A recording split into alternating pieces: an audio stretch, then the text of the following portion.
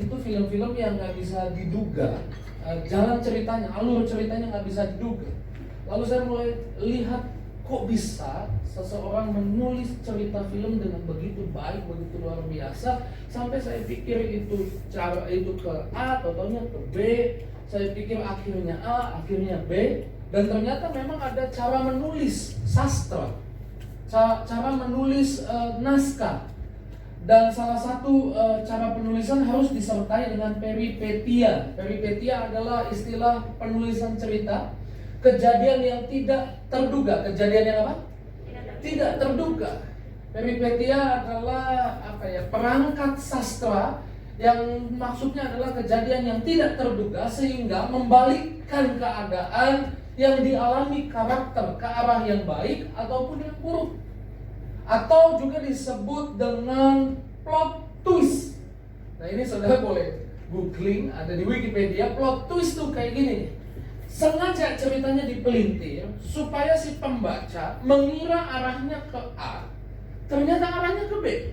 Supaya si pembaca tanpa terduga terkejut gitu. Oh, ceritanya ternyata berbeda. Dipikir penjahatnya A, ternyata penjahatnya B.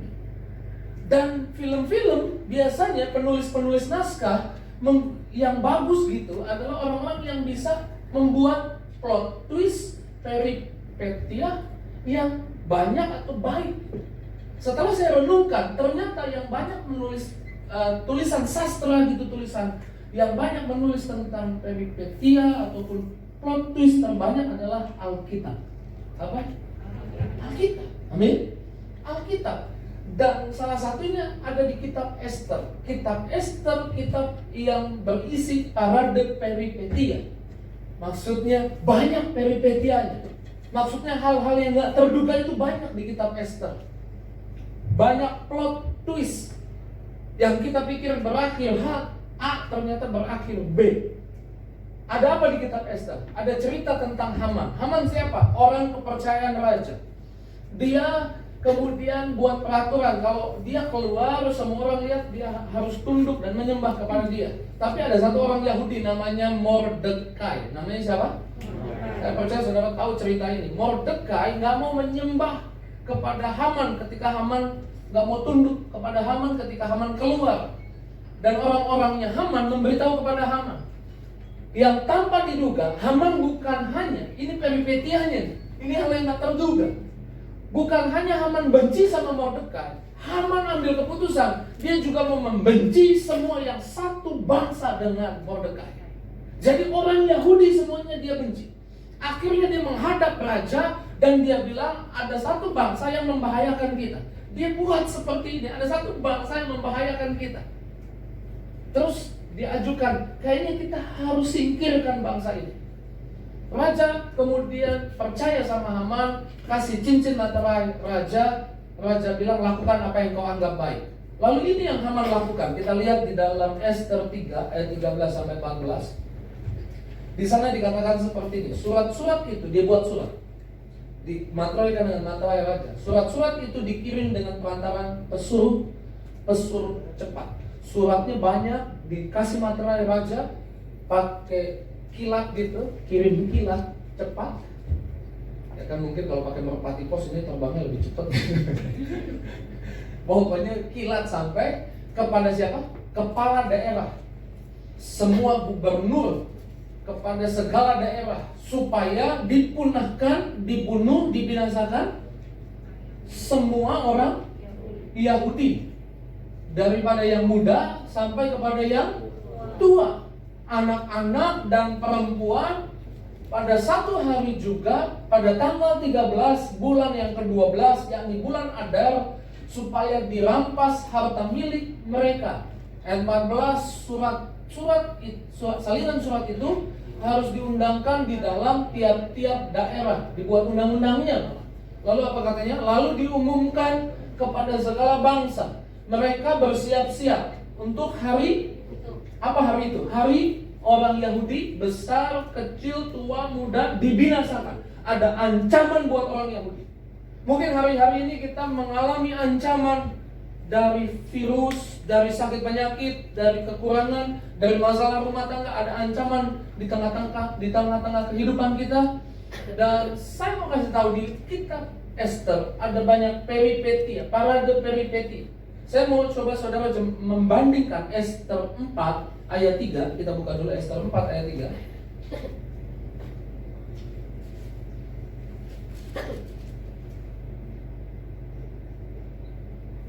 Esther 4 ayat 3. Yuk kita baca sama-sama. Di tiap-tiap daerah kemana titah dan undang-undang raja telah sampai, ada apa?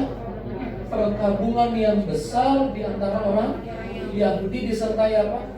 Puasa, rangkap tangis oleh banyak orang, dibentangkan apa? Kain kabung dengan abu sebagai lapik tidurnya.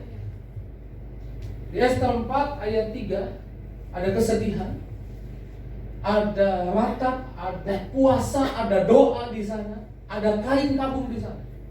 Tapi kita tahu ada peripetia yang Tuhan buat, ada plot twist yang Tuhan buat, sehingga kita bandingkan di Esther 8 ayat 16, bunyinya apa di sana?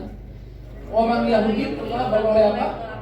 Kelapangan hati dan sukacita dan apa? Kegirangan, kehormatan.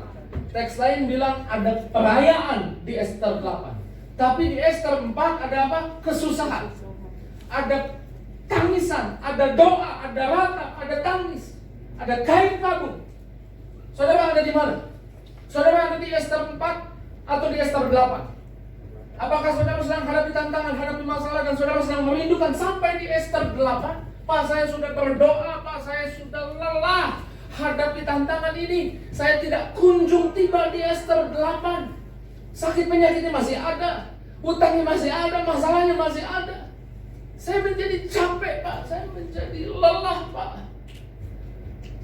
Saya rasanya mau mundur, Pak.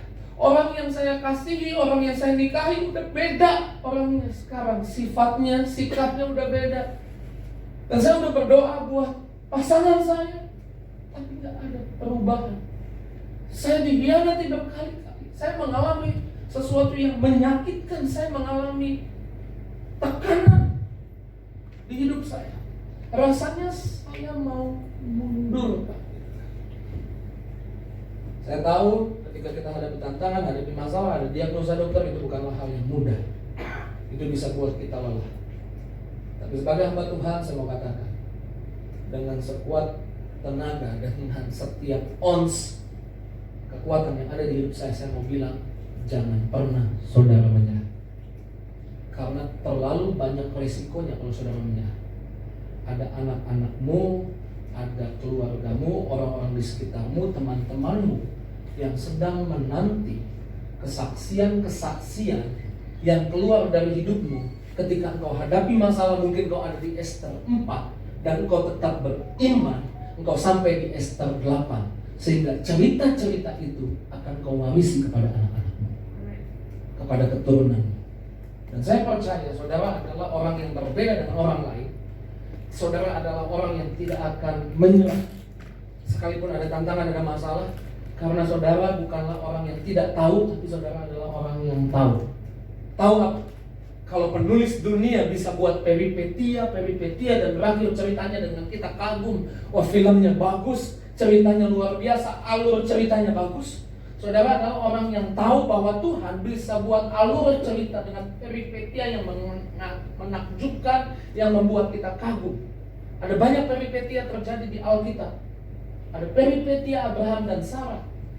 Bagaimana Abraham, pasti orang di sekitar dia bilang, dia boleh kaya, dia boleh banyak harta, tapi hartanya akan diwarisi kepada budaknya. Karena umurnya udah tua, dia nggak mungkin punya anak. Istrinya udah mati kandungannya. Tapi kita tahu Tuhan bisa buat pada waktu yang tidak diduga. Pada waktu yang tidak diduga. Plot twist. Kita pikir ceritanya berakhir Abraham, Sarah nggak punya anak. Tapi di hari tua, justru di hari yang tidak mungkin, Tuhan putar balik keadaan. Dia bisa punya anak. Amin. Tuhan itu penulis yang luar biasa bagi orang-orang yang berani tetap beriman, tetap percaya. Bagaimana kita melihat plot twist peripetia yang Tuhan buat di kehidupan Yusuf, yang bukan hanya diceritakan di kitab Kejadian, tapi di kitab-kitab Mesir kuno. Yusuf diingat, ada orang Ibrani yang satu malam, di malam yang satu dia tinggal di penjara kuno Mesir, tapi di malam berikutnya dia bisa tidur di istana. Tuhan bisa putar balik keadaan. Amin. Mungkin kau terpenjara dan rasanya ada hal-hal yang mempermalukan, membuatmu terbatas, tapi Tuhan bisa putar balik cerita hidupmu. Engkau akan tinggal di istana, engkau akan lihat kemuliaan Tuhan. Inilah yang membuat saudara dan saya, apapun yang kita hadapi, kita menolak untuk menyerah. Amin. Kita tahu peripetia yang Tuhan buat. Ketika orang Israel bebas dari perbudakan di Mesir, dia ketemu Laut Merah. Di depan laut, di belakang tentara Mesir mengejar. Firaun bilang mereka salah jalan. Mereka jalan ke arah yang salah. Mereka jalan ke laut. Di kanan kirinya ada padang gurun. Cerita itu akan membuat kita berpikir orang Israel binasa, dihancurkan oleh tentara Mesir. Tapi sekali lagi, karya tulis Tuhan luar biasa buat umatnya. Amin. Tuhan bisa buat peripeti. Tiba-tiba Musa diperintahkan untuk membelah laut dan laut terbelah. Amin. Ketika kau nggak menemukan jalan, ada jalan dari Tuhan. Amin. Ketika mungkin ada tembok yang menghalangi jalan hidupmu, dan rasanya tembok itu terlalu tebal untuk ditembus, sama seperti ketika Yosua dan juga orang Israel dibawa oleh Tuhan sampai di tanah Kanaan. Yosua membawa umat Tuhan, mereka ketemu tembok Yeriko. Ketika mereka ketemu tembok Yeriko, mereka kelilingin tembok itu. Hari pertama nggak terjadi apa-apa, hari kedua nggak terjadi apa-apa, hari ketiga tidak terjadi apa-apa. Tapi mereka tetap taat. Hari keempat mereka keliling, nggak terjadi apa-apa. Hari kelima mereka lanjutkan imannya, mereka kelilingi tembok itu. Hari ke-6 nggak terjadi apa-apa. Tapi hari ke-7, ketika mereka tetap taat, Tuhan tidak pernah lupa. Dalam setiap kisah yang Tuhan tulis harus ada plot twist, harus ada peripetia. Tembok itu roboh ketika mereka solat-solat di hari ke-7. Amin. Tembok apapun yang menghalangi hidupmu hari ini, yang menghalangi jalanmu, saya percaya ketika engkau tetap taat, Tuhan tidak lupa akan peripetia yang harus Tuhan buat di hidupmu. Amin. Teringat saya akan kisah orang Israel selalu diancam oleh Goliat pagi dan petang, sehari 2 kali. Raksasa Filistin yang tinggi ini keluar lalu bilang, ambil 1 orang daripadamu lawan saya. Hari kedua 2 kali lagi kejadian. Hari ketiga sampai 40 hari. Alkitab mencatat 40 hari orang Israel ditakut-takuti oleh orang Filistin, raksasa orang Filistin. Sampai akhirnya Tuhan harus buat peripetia dengan cara mengirim Daud antar makanan ke medan peperangan. Daud lihat siapa orang tidak bersunat ini, dia lawan menggunakan umpan di batu, lalu kayak ketapel gitu diarahkan, dan dia katakan, aku mendatangimu dengan nama Tuhan. Raksasa yang besar itu kalah, ancaman tidak ada lagi. Dan saya percaya raksasa apapun yang ada di hidupmu, Tuhan tidak lupa bisa buat peripetia di hidup kita. Amin. Ingat bagaimana Daniel. Amin. Daniel, orang-orang di sekitarnya cemburu, buat rencana jahat. Dan Daniel yang baik, Daniel yang beriman ini, kalau dibuat film, kita akan lihat, ya kasihan, orang baik, orang beriman, berakhir dengan dibuang di gua singa, dimakan sama singa yang lapar. Tapi buat orang-orang yang percaya kepada Tuhan, Tuhan menulis jalan hidupnya untuk diwarisi kesaksian-kesaksiannya bagi keturunan. Singa itu nggak makan Daniel, mulutnya terkatup. Sadrak, Mesak, Abednego, Nebukadnezar marah. Bahkan Nebukadnezar sampai bilang, panaskan apinya 7 kali, lebih panas, karena sangat murka. Tapi Tuhan tidak lupa buat peripetnya. Ketika 3 orang ini dilempar ke perapian yang panasnya 7 kali lebih panas, ada pribadi keempat jalan sama-sama mereka. Singkat cerita, mereka tidak terbakar ketika mereka keluar dari api itu. Keadaan mereka yang tadinya dimurkai oleh Nebukadnezar, Tuhan putar balik keadaan. Nebukadnezar mengasihi mereka. Amin. Wow. Tuhan saudara, Tuhan saya, kalau saya mau sebut, Dia adalah the God of peripety. Peripety itu kalau dalam bahasa Inggris peripety. Karenanya, kalau saudara lahir di sini hanya mau menyerah, sebagai hamba Tuhan saya mau katakan, don't underestimate God. Amin. Saudara masih ada di pertengahan cerita hidupmu. Your story is not over yet. Ceritamu belum sampai kesudahannya, masih ada di pertengahan. Jangan berhenti. Bagaimana caranya supaya saudara bisa lihat peripetia yang Tuhan buat, plot twist yang Tuhan buat di alur cerita hidupmu? Cuma satu, yaitu saudara stay in the game. Saudara tetap di pertandingan imanmu. Jangan mundur, jangan menyerah. Amin. Amin. Saya ingatkan sekali lagi, jangan mundur, jangan menyerah. Stay in the game. Karena saudara nggak tahu apa yang ada di depan. Ketika saudara beriman, sebagai hamba Tuhan saya mau katakan, Tuhan intervensi di hidupmu. Dia buat alur cerita di hidupmu. Dia tidak membiarkanmu. Kalau penulis-penulis dunia bisa buat cerita berakhir dengan indah, luar biasa, dan kita selesai nonton film kita bilang luar biasa penulisnya. Jesus the author and the finisher of our faith. Yesus penulis hidup kita. Amin. Kaulah penulis hidupku. Pak, saya lagi sakit, tenang. Tuhan lagi tulis hidupmu. Pak, saya lagi ada utang, tenang. Alur ceritanya lagi dibuat. Pak, saya lagi ada masalah, tenang. Dia penulis hidupmu. Kau membuat segalanya, baru ada plot twist di hidupmu. Dia buat karya tulis yang indah buat hidupmu. Amin. Engkau di dalamku dan ku ada dalammu. Tak ada yang tak mungkin bagimu. Stay in the game. Jangan mundur. Amin. Bilang kanan kirinya, jangan mundur, jangan nyerah. Bilang amin. Apapun yang kita hadapi, saudara di depan akan lihat peripety yang Tuhan buat, plot twist yang Tuhan buat, alur cerita yang indah yang bisa kita wariskan, bisa kita ceritakan kepada orang yang sedang lemah. Amin. Siapa yang mengira Tuhan yang bisa menggenggam bumi di tangannya? Kalau ini bumi, mungkin seperti inilah di tangannya. Tapi di tahun berikutnya, Tuhan yang menggenggam bumi itu, Tuhan menggenggam tangan Maria, jari kelingking Maria, karena dia lahir menjadi manusia, jadi bayi yang kecil, ada di bumi. Genggam tangan Maria. Tuhan bisa buat apapun di depanmu.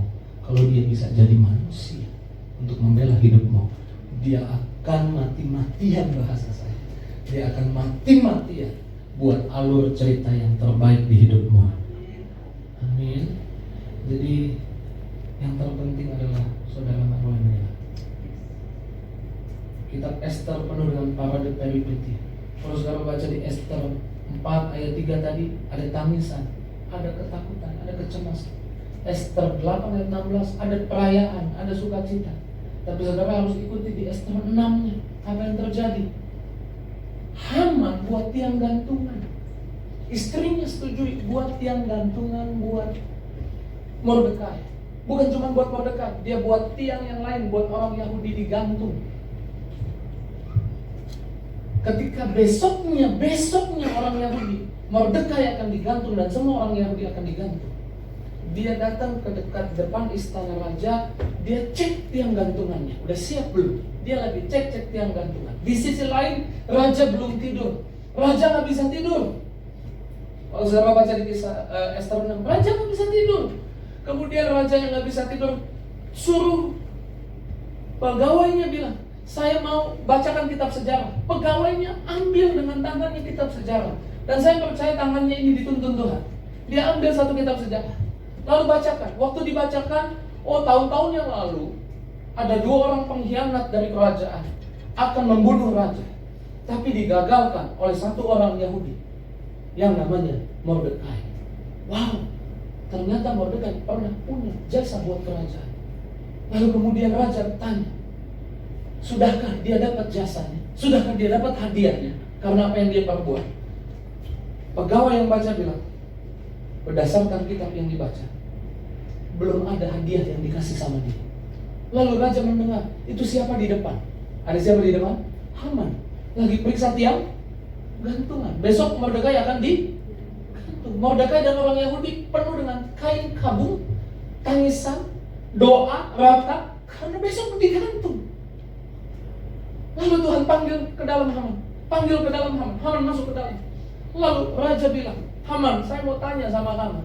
Kalau ada orang yang berjasa sama kerajaan, diceritakan apa yang diceritakan oleh pegawai kerajaan kepada Haman. Jasa apa yang harus kita hadiahkan kepadanya? Apa yang harus kita kasih hadiah kepada orang ini? Haman pikir itu dirinya. Jadi dia bilang gini, kasih baju kebesaran kepada orang itu, dan biarlah dia diarak keliling kota. Lalu beri sorak-sorai baginya di atas kereta kuda. Lalu yang mengejutkan, peripetia, cerita yang Tuhan buat orang Yahudi adalah raja itu ngomong apa? Lakukan itu buat Mordekai. Haleluya. Saudara harus tahu, Tuhan itu sedang menulis tentang hidupmu. Amsal 21 ayat 1, hati raja tidak bisa tidur, Tuhan yang atur. Penguasa, orang-orang yang harus buka jalan di hidupmu, Tuhan atur. Amin. Amin. Hati raja seperti batang air di dalam tangan Tuhan. Raja itu nggak bisa tidur, suruh baca kitab sejarah, karena besok Mordekai akan digantung. Tuhan perlu buat plot twist buat orang-orang yang berharap kepadanya. Tuhan harus buat cerita yang indah yang bisa diwariskan kepada semua keturunannya, orang-orang yang percaya kepada Tuhan. Mordekai yang harusnya digantung, Mordekai yang tadi malam pakai kain perkabungan menangis, besok harinya bersorak-sorai. Ester 9 bilang, orang Yahudi yang harusnya dikalahkan, mereka justru mengalahkan. Keadaan diputar balik. Dan sebagai hamba Tuhan saya mau katakan, kau masih ada di pertengahan cerita hidupmu. Apapun tantangan yang ada di hidupmu, jangan menyerah. Tuhan sedang siapkan cerita yang indah, plot twist yang indah, amin, peripeti yang indah di hidupmu. Yuk tepuk tangan dulu yang dahsyat luar biasa buat Yesus. Amin. Yuk kita buka di dalam Ibrani 12 ayatnya yang kedua. Di sana dikatakan, looking unto Jesus, the author and the finisher of our faith. Amin. Mata kita harus memandang kepada penulis hidup kita. Amin. Dan saya percaya dia tulis tulisan yang terbaik buat kita. Karena saudara bukan hanya ciptaannya, tapi saudara anaknya. Dia mau buat cerita tentang anaknya. Itu saudara yang disayang, saudara yang dijimat oleh Tuhan. Cerita hidupmu, alur cerita hidupmu maksud saya, mungkin penuh peripeti, tapi saudara akan lihat semua hal-hal yang tidak terduga, yang tidak pernah kau pikirkan, tidak pernah timbul di hatimu, tidak pernah kau dengar, Tuhan sediakan. Dan saya doa biarlah siang ini peripeti terjadi di tempat ini. Kau pulang bawa kesembuhan, pulang bawa mujizat, pulang bawa kuasa, pulang bawa berkat Tuhan. Iya, tepuk tangan dulu yang dasarnya luar biasa buat kita. Amin. Amin. Waktu saya susun bahan ini, saya teringat satu orang yang namanya Mike Lil. Boleh ditampilkan? Ini dia orangnya, Mike Lil. Dia pakai baju tuh Detroit. Michael Lil. Dia panggilan singkatnya Mike Lil. Siapa dia? Dia orang Amerika. Dia punya cita-cita ingin main di klub besar baseball Detroit Tiger waktu itu namanya. Tapi untuk masuk di Detroit Tiger, dia harus main dulu di klub kecil 5 tahun. Diikutin karena dia punya cita-cita mau main di Detroit Tiger, klub besar saat itu. Ya udah, dia main di klub kecil 1 tahun dia main, 2 tahun dia main. Mau masuk tahun ketiga, kakinya patah dan dia harus dirawat. Dan ini menyebabkan dia gagal untuk bisa masuk ke klub besar. Ini menyebabkan dia harus lupakan impiannya, lupakan kerinduannya, lupakan cita-citanya jadi pemain baseball atau masuk ke Detroit Tiger. Dia harus lupakan itu. Dan dia cari kerja. Singkat cerita, dia cari kerja, ketemu temennya. Temennya bilang, ada kerjaan, tapi kamu kerja di dapur, bantu chef. Lalu dia kerja di dapur. Chefnya bilang, kamu kerjanya gini deh, kamu buat pizza aja. Dia buat pizza. Kerja dia di restoran itu buat pizza. Dan restoran itu penuh dengan orang yang pesen pizza. Dari gajinya, akhirnya dia tahu dia punya talenta juga buat pizza. Dia akhirnya buka kecil-kecilan pizza sampai perusahaannya besar. Dan majalah Forbes menulis, akibat usaha pizzanya ini dia masuk ke majalah Forbes, termasuk orang terkaya juga, beberapa urutan orang terkaya. Kalau di Amerika ada 3 perusahaan pizza terkenal. Pizza Hut, tahu ya Pizza Hut ya? Jadi lapar juga nih siang. Jadi ngebayangin Pizza Hut. Domino Pizza, satu lagi Little Caesar Pizza. Ini punyanya Mike Taylor. Dan saudara tahu alur ceritanya nggak berhenti sampai di situ. Saudara tahu cerita berikutnya apa yang terjadi? Yang Tuhan buat. Dia punya mimpi untuk ada di Detroit Tiger. Tapi Tuhan buat dia beli Detroit Tiger dan dirubah namanya jadi Detroit Caesar. Dia bukan hanya jadi pemain di klub besar itu, dia yang punya klub besar itu.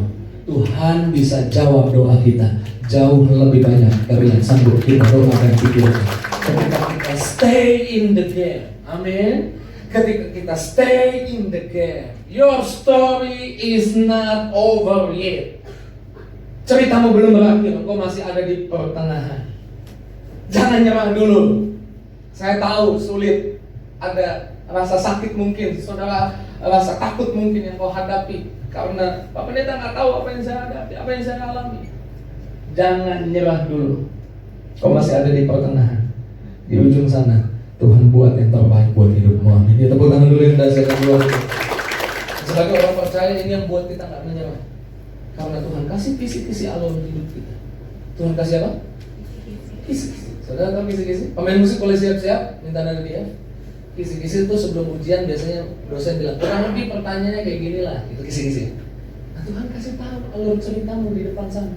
Mungkin kau sedang sakit hari ini, mungkin keadaanmu lagi bangkrut, usahamu lagi turun hari ini, mungkin ada masalah keluarga hari ini, mungkin ada tantangan di hidupmu hari ini. Tapi ini kisi-kisi dari Tuhan. Yeremia 29 ayat 11. Ya, sama-sama kita baca 2-3. Sebab aku ini mengetahui rancangan-rancangan apa yang ada padaku mengenai kamu, demikian firman Tuhan. Itu rancangan damai sejahtera, bukan rancangan kecelakaan, untuk memberikan kepadamu hari depan yang penuh harapan. Ini kisi-kisi hidupmu.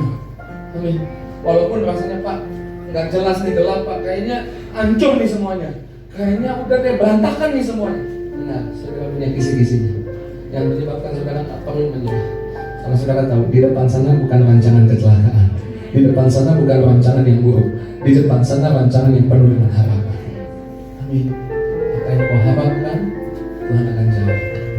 Kalau penulis dunia bisa bikin tulisan begitu indah, berakhir dengan kisah yang indah. Sebagai hamba Tuhan saya mau katakan, Yesus Kristus di author, dia penulis hidupmu. Tapi bukan hanya penulis, dia Bapamu. Dan kalau dia buat tulisan buat anaknya, kalau saya mau bikin alur cerita tentang anak saya akan buat alur cerita yang di ujungnya sana anak saya akan kagum dengan karya tulisan saya. Dan saya percaya apa yang ada di hati saya nggak ada apa-apanya dengan apa yang ada di hati Tuhan tentang hidupmu.